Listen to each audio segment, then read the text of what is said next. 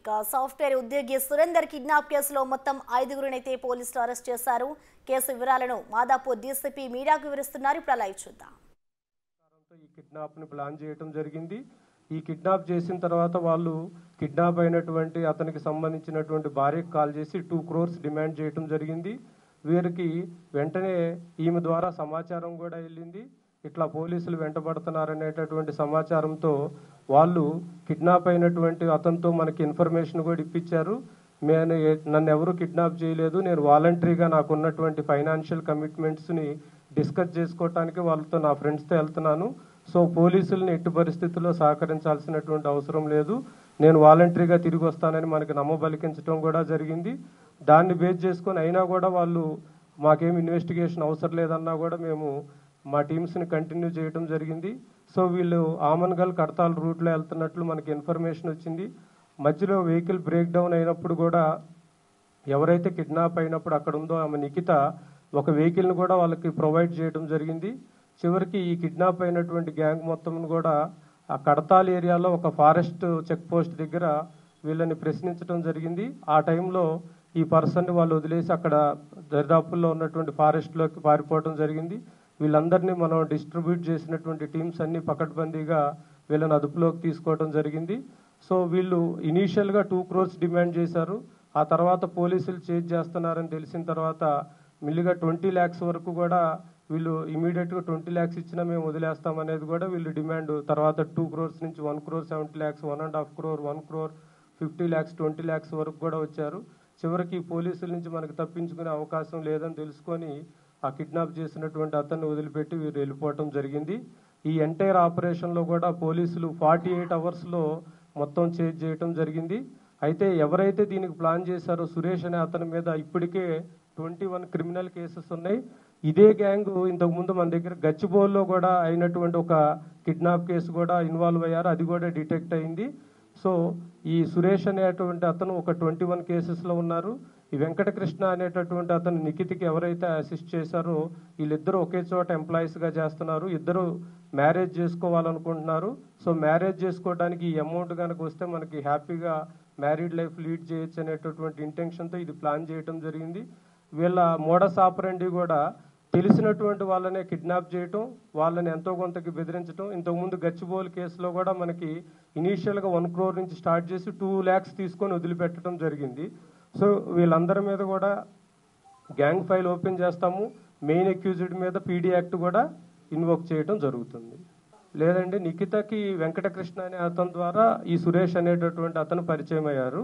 ఈ సురేష్ అనే అతను ఇనీషియల్గా ఇంతకుముందు సుధాకర్ అని వాళ్ళ బ్రదర్ కూడా పెద్ద హెచ్బి అఫెండరు. ఇతను కూడా 379 కేసెస్ ఉన్నాయి, 457, 380 అంటే హెచ్బి బై నైట్ కేసెస్ ఉన్నాయి. ఇంతకుముందు కిడ్నాప్ కేసెస్ కూడా ఉన్నాయి.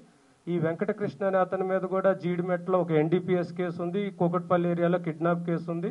అప్పుడు కూడా ఏంటంటే వీళ్ళకి ఎప్పుడైనా అవసరమైనప్పుడు వాళ్ళ గ్రూప్లో ఉన్నటువంటి ఎవరో ఒకళ్ళని కిడ్నాప్ చేయటం, ఎంతో కొంత అమౌంట్ డిమాండ్ చేయటం, ఆ అమౌంట్ రాగానే వాళ్ళని వదిలిపెట్టడం.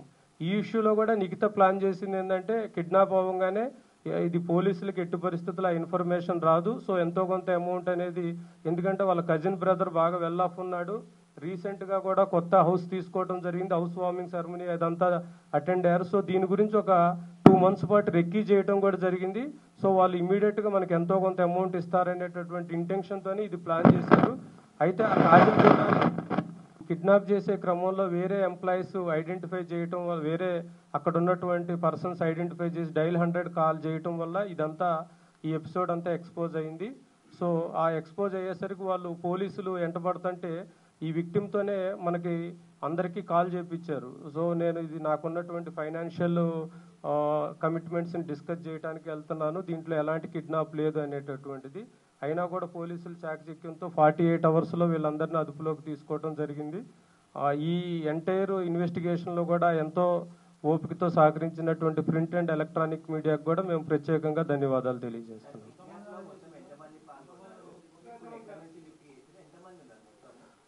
సో యాక్చువల్గా అయితే 7 members ఉన్నారు, but main conspiracy is between Nikhita, Venkatakrishna and Suresh. మిగతా వాళ్ళని జస్ట్ హైర్ చేసుకున్నారంతే. సో లేదండి, అక్కడ ఉన్నటువంటి వేరే పర్సన్స్ ఐడెంటిఫై చేసి డైల్ 100 కాల్ చేశారు. అక్కడికి వెళ్ళినటువంటి పెట్రోల్ మొబైల్ అక్కడికి వెళ్ళి వాళ్ళని అడిగినప్పుడు ఈ అమ్మాయితో పాటు ఉన్నటువంటి అతన్నే కిడ్నాప్ చేశారు అని చెప్పి చెప్పడం జరిగింది. సో ఆమెను మనం నిఖితాను అప్పుడు ప్రశ్నించాము.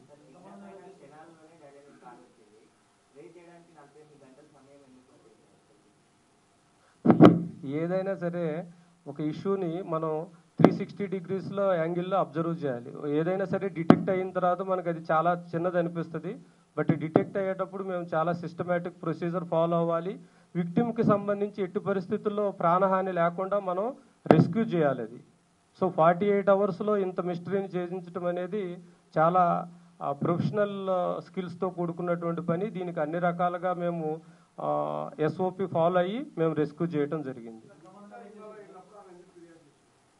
ఫిర్యాదు అదే, ఆమె ఇనీషియల్గా ఆమెకు ఫిర్యాదు చేసే ఇంటెన్షన్ లేదు. బట్ డైల్ 100కి మనం అక్కడికి వెళ్ళినప్పుడు అక్కడ ఎవరైతే డైల్ 100 చేశారో వాళ్ళు ఈ నిఖితాన్ని చూపించారు. ఈమెతో ఉన్నటువంటి అతన్నే కిడ్నాప్ చేశారు, ఈమెకు ఇతని గురించి తెలిసే అవకాశం ఉందన్నప్పుడు మేము ఆమెను ప్రశ్నిస్తే ఇనీషియల్గా అట్లాంటిది ఏం లేదు, బలవంతాన్ని ఏదో లాక్కుపోయారని చెప్పింది. But later she has to reveal everything.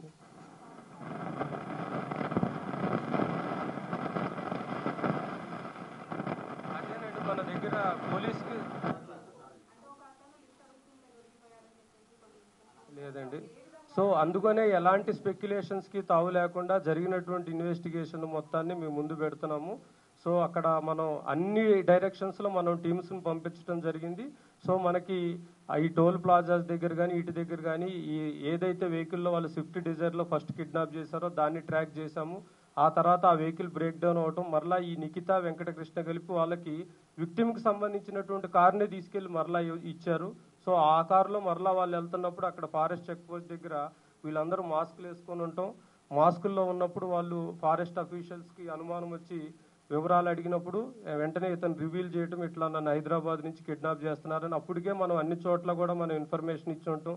So Atmakur police station కూడా మనం ఇన్ఫర్మేషన్ ఇచ్చి వాళ్ళ దగ్గర నుంచి మనం నియర్ బైలో మన టీమ్స్ ఉండటం వల్ల వాళ్ళు ఎక్కువ దూరం కూడా ఎస్కేప్ కాలేకపోయారు. మనం వెంటనే వాళ్ళని అదుపులోకి తీసుకోవడం జరిగింది.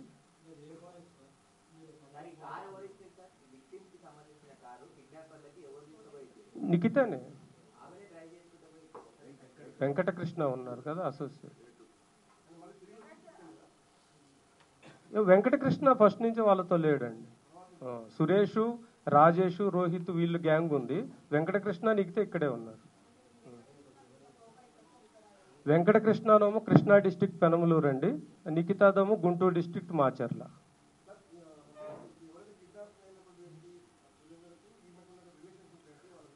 Surender Nikhita cousin brother and cousin sister. వెంకటకృష్ణను నిఖితనేమో అబౌట్ టు మ్యారీ అని, దే ఆర్ లవర్స్ అనేది మనకున్నది. అదేనండి, బికాజ్ ఆ cousin brother and his wife also both are software employees. వాళ్ళకి కొంచెం వెల్ ఆఫ్ ఉన్నారు. రీసెంట్గా కూడా మంచి హౌస్ ఒకటి పర్చేజ్ చేశారు. సో వాళ్ళ రిచ్నెస్ చూసిన తర్వాత మనం వీళ్ళని కిడ్నాప్ చేస్తే మంచి అమౌంట్ దొరికే అవకాశం ఉందని చెప్పి వాళ్ళు ప్లాన్ చేసుకున్నారు. ఒక 2 months నుంచి దే ఆర్ రెక్కీయింగ్. కానీ ఎక్కడ ఇంటి దగ్గర కానీ వర్క్ స్పేస్లో కానీ ఎక్కడ కిడ్నాప్ చేసే అవకాశం దొరకలేదు. సో 2 days బ్యాక్ ఆమె ఏం చెప్పిందంటే, ఇట్లా నన్ను ఒకళ్ళ ఆఫీస్లో అరెస్ట్ చేస్తున్నారు, సో నేను ఆ ఇష్యూ నీతో డిస్కస్ చేయాలని ఉందంటే, వదిన కూడా లేదు కదా మీరు ఇంటికి రండి డిస్కస్ చేద్దామంటే, లేదు నువ్వే కాజాగూడ లేక్కి రా, అక్కడ మనం అయితే పర్సనల్గా మాట్లాడుకోవచ్చు అని వీళ్ళు ఎక్కడైతే ప్లాన్ చేసుకున్నారో ఆ స్పాట్కి వాళ్ళ కజిన్ బ్రదర్ వచ్చేటట్లు ప్లాన్ చేసుకుంది. సో అక్కడికి రాగానే వాళ్ళు ఆ వెహికల్లో వచ్చి అతన్ని బలవంతాన్ని తీసుకెళ్లారు. ఈ టైంలో అక్కడ ఉన్నటువంటి, ఇక్కడ మనం అన్నిటికన్నా ముఖ్యంగా అబ్జర్వ్ చేయాల్సింది సివిలియన్ సెన్సిటివిటీ. అక్కడ ఉన్నటువంటి ఇద్దరు మనకి ఇమీడియట్గా అబ్జర్వ్ చేసి ఇన్ఫర్మేషన్ ఇవ్వటం వల్ల ఎంటైర్ ఎపిసోడ్ కూడా పోలీసుల దృష్టికి వచ్చింది. మనం దీన్ని వితిన్ 48 అవర్స్లో డిటెక్ట్ చేయగలిగాం. సో మనం ఎక్కడైనా సరే ఏదన్నా అఫెన్స్ జరిగేటప్పుడు కానీ లేదన్నా యాక్సిడెంట్స్ జరిగినప్పుడు నియర్ బై ఉన్నటువంటి పీపుల్ దాన్ని సోషల్ మీడియాలో వీటిలో కన్నా కూడా పోలీస్కి ఇన్ఫర్మేషన్ ఇస్తే రియాక్షన్ టైం తగ్గుతుంది. మేము మాకు సంబంధించినటువంటి SOPలు మేము వాటిని ఇమీడియట్గా ఫోర్స్లోకి తీసుకురావడం జరుగుతుంది. సో విక్టిమ్కి ఎలాంటి ప్రాణహాని లేకుండా మనం రెస్క్యూ చేయగలిగాం. అదేనండి, సురేష్ అనే అతను మెయిన్. ఇతను ఇనీషియల్గా కూడా చాలా ప్రాపర్టీ అఫెన్సెస్ చేశాడు, HB by nights చేశాడు. సో కిడ్నాప్స్ చేయటం ఉంది. సో డిమాండ్ చేసినప్పుడు అక్కడ ఉన్నటువంటి వాళ్ళకు ఉన్నటువంటి కంపల్షన్ని బట్టి ఇనీషియల్గా అయితే క్రోర్స్లో ఆఫర్ చేస్తున్నారు. యాజ్ టైం ప్రోగ్రెస్ అయ్యే కొద్దికి ఎంతో కొంత షార్ట్ గెయిన్ అయినా సరే అయ్యి ఆ గచ్చిబౌలి కేసులో కూడా initially they offered 1 crore, but after that ఒక 2 lakhsకే దాన్ని డిస్పోజ్ చేసుకున్నారు.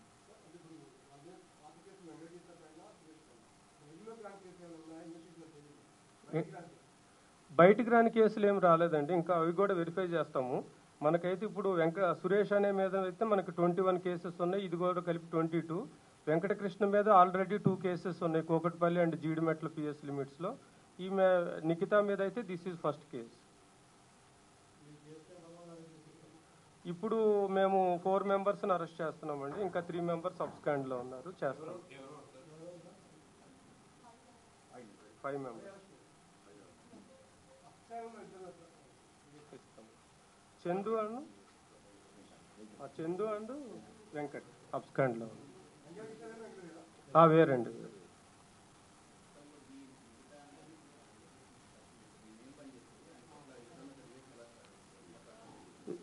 శివశంకర్ అనే అతని దగ్గర వీళ్ళందరూ కో ఎంప్లాయీస్ అండి.